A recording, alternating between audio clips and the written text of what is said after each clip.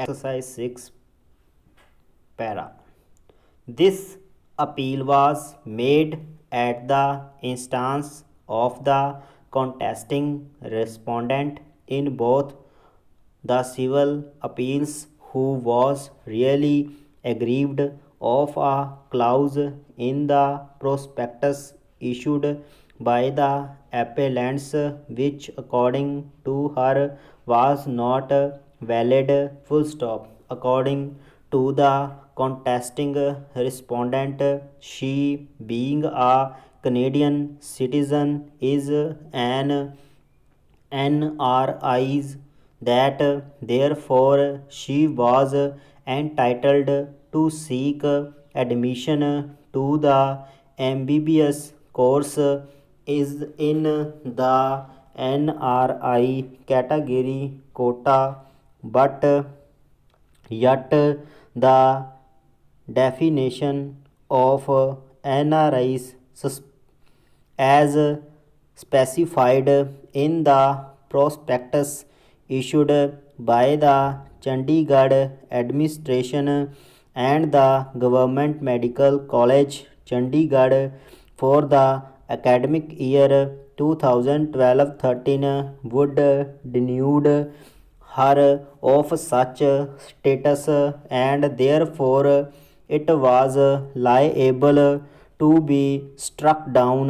Full stop. The contesting respondent claimed that her grandfather retired as an under secretary in the year 1994, that when he was in the services of the state of Chandigarh, he resided in a government house from 1964 to 1983 and shifted to another government accommodation provided by the Chandigarh administration from 1983 to 1993. That third set of government accommodation was provided by the government to the father of the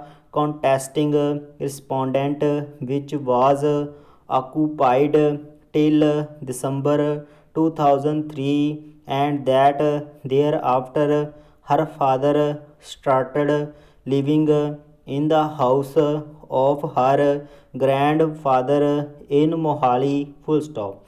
The contesting respondent claimed that she passed as a regular student from Mohali, that the prescription contained in paragraph 2 of the prospectus providing for eligibility and merit for NRI seats for MBBS course, stipulating that the grandparents or parents of the candidates should be resident of Chandigarh for a minimum period of 5 years at any time since the origin of Chandigarh, and should have immovable property in her name in Chandigarh for the last